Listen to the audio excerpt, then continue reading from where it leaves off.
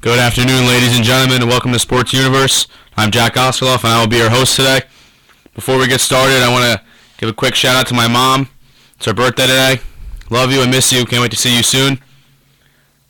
To get things started, I'm going to have only one topic today. It's going to be a debate of the greatest basketball player of all time between LeBron James and Michael Jordan. It's a very, very well-known debate. Goes back for a long time, ever since LeBron won his first championship against OKC in 2012. It has come up in recent discussion because LeBron James has matched the amount of games that Michael Jordan has played in, and people are beginning to compare their stats, and I thought it was only fitting to give my side of the debate and my opinion on it. So to get things started, we're going to compare statistics. Michael Jordan's statistics over a 15-year career, he averaged an insane 30.1 points per game with a career total of 332,292, which ranks fourth all-time on the All-NBA scoring list. And he had a career high of 37.1 points per game in the 1986-1987 season. On the other hand, LeBron, over a 14-year career, which is still active, and he's still at an all-time high of physical shape and ability, has averaged 27.1 points per game. He has a career total of 29,075, which ranks him 12th on the all-time scoring list. He is averaging about just a little bit over 2,000 points per season, and at this rate, it will take him two more competitive seasons, including the one that we are in currently, to surpass Jordan on the all-time list, and his career high in a season is 31.4 in the 2005-2006 campaign. So I really think that says a lot about the type of players they were. Jordan is considered a much more pure scorer. He created his own shot off the dribble, off a pass, anything. He's deadly. He's got a killer instinct. LeBron, on the other hand, can kill you in a lot of other ways. He can take you in the post. He'll drive it from the top of the key. He's vicious. His jump shot at times can be a little inconsistent, but once he has that jump shot working, forget about it. He's wet, to say the least. Comparing their assists over their career so far, Jordan averaged 5.3 assists per game over 15 season career. He has a total of 5,633 assists, which ranks 43rd all time on the list. Granted, he is a shooting guard. His main job is to score the basketball, not to help facilitate others. Career high was 8.7, not 8.7, excuse me. His career high was 8 assists in 1988, 1989, the same year that he won the championship, part of his three-peat. LeBron, on the other hand, is averaging 7.1 assists per game over a 14-year career, which I mentioned before, he's still active. His career total is 7,552, which ranks 12th all-time, which is already higher than Jordan's. And his career high was 8.7 assists per game last year during the Cavs finals run, which eventually they lost to the Warriors. This is the best stat, I think, to compare the two, because it just shows how much better LeBron James makes the players around him. Not even for himself. Like, I don't think he cares if he drives the lane and kicks the ball to Kevin Love in the corner and Kevin Love drills a three. Like, I don't think he cares that he gets the assist. I just think that he cares that he's helping his team win. He's helping his players around him become better basketball players. Jordan, on the other hand, had a similar feature to this, but he didn't do it in the exact same way. Jordan would make players better with his competitive edge and his mental condition to just keep winning. I don't even know what you would call it. He was just a freak about winning.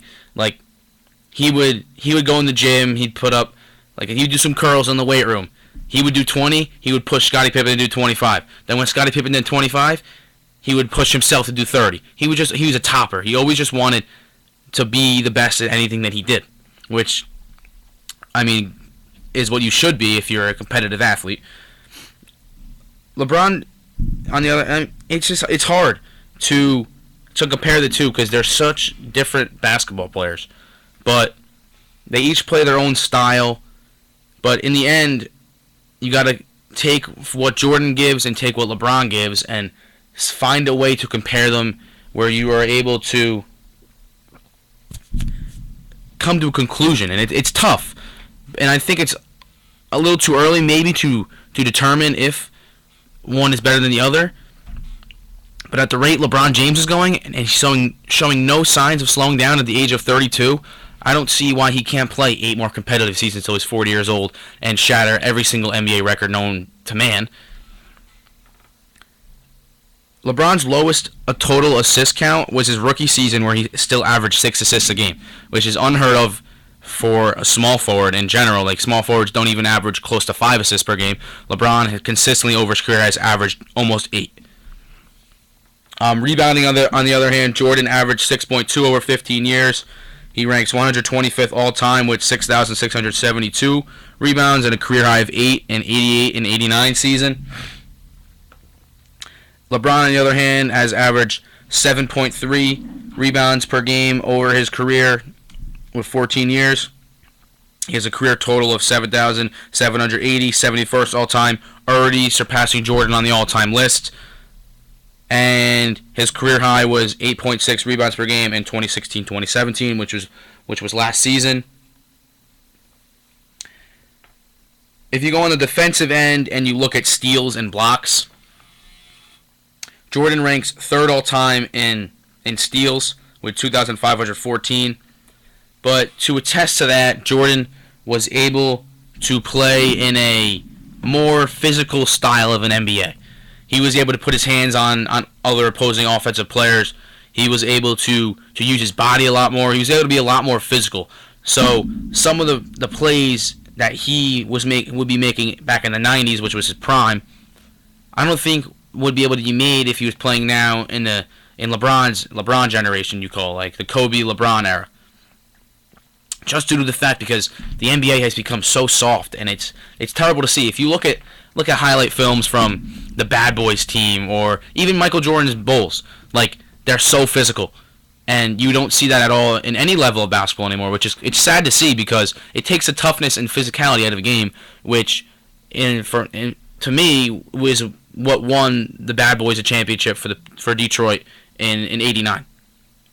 Without that, I don't think they are even a good. Like, some of the plays they made would get every single player on their team suspended for at least 10 games this year.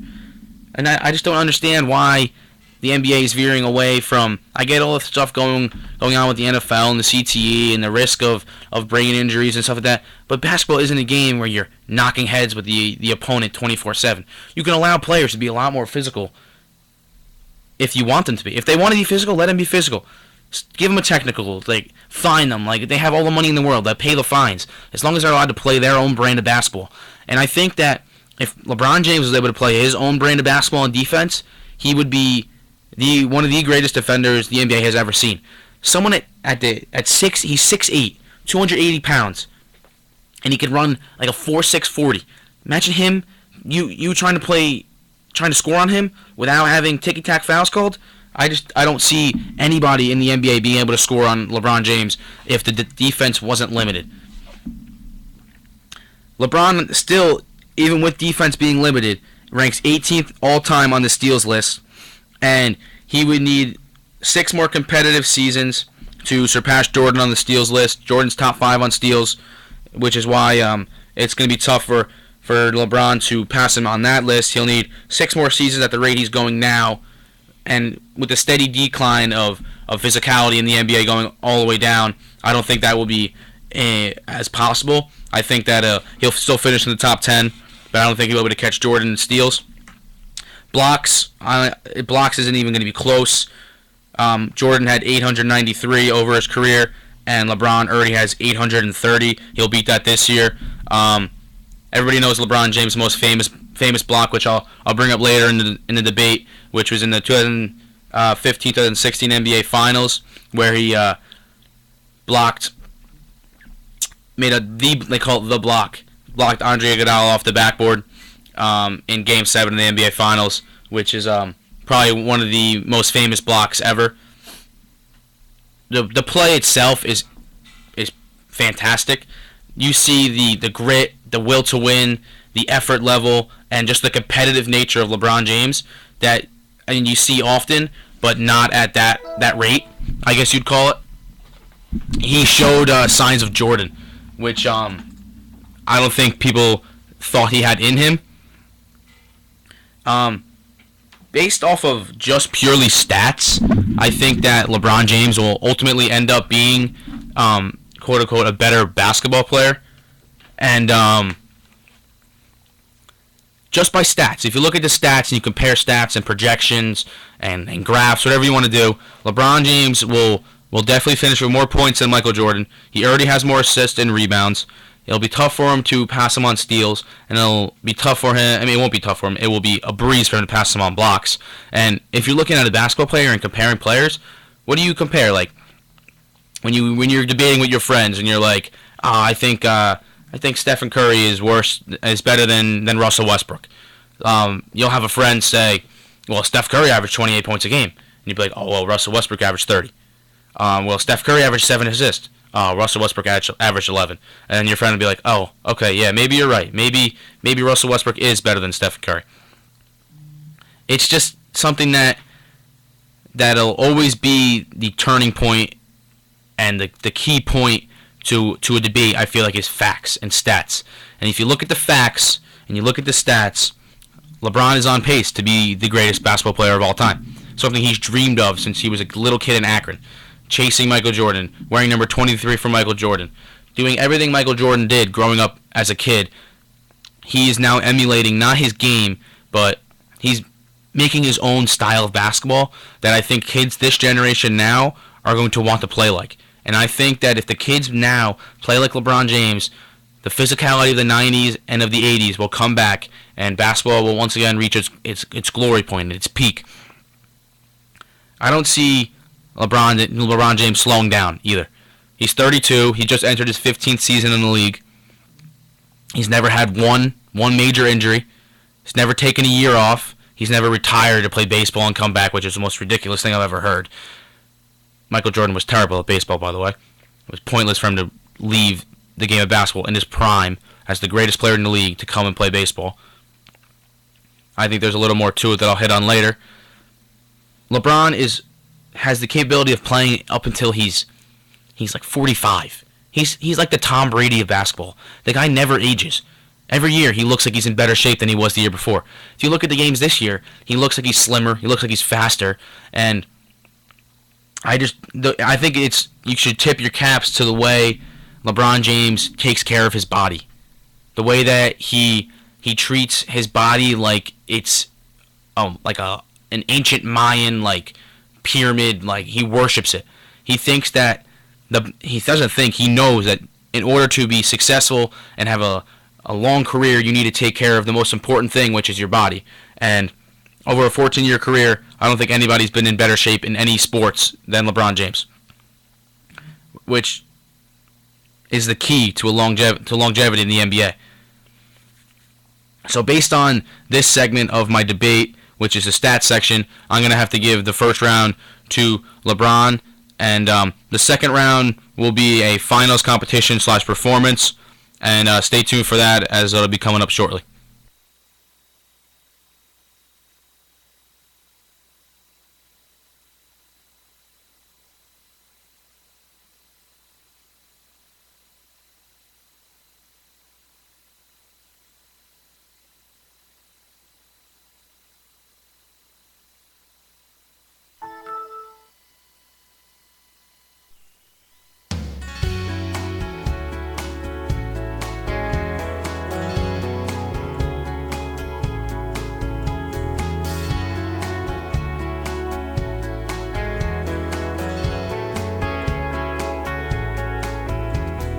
Crashing into me like waves on the coast.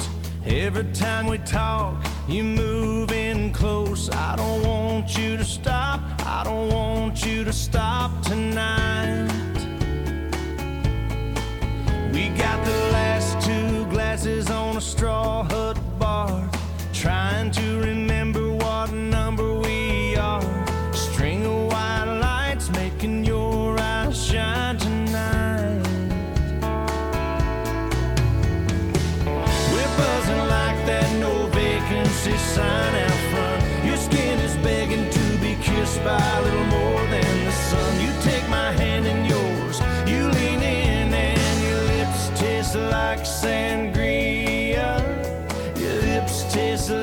sangria.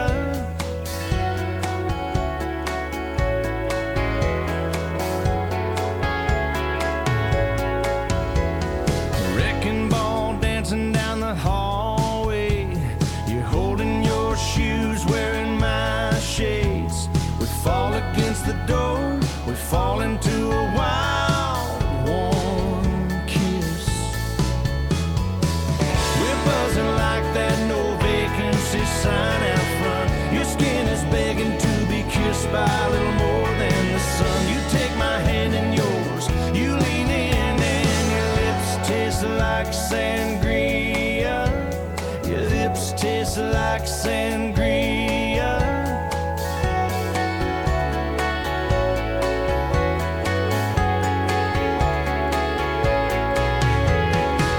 Only thing I wanna do tonight is drink you like a Spanish wine. Let you let this head of mine keep spinning, spinning around.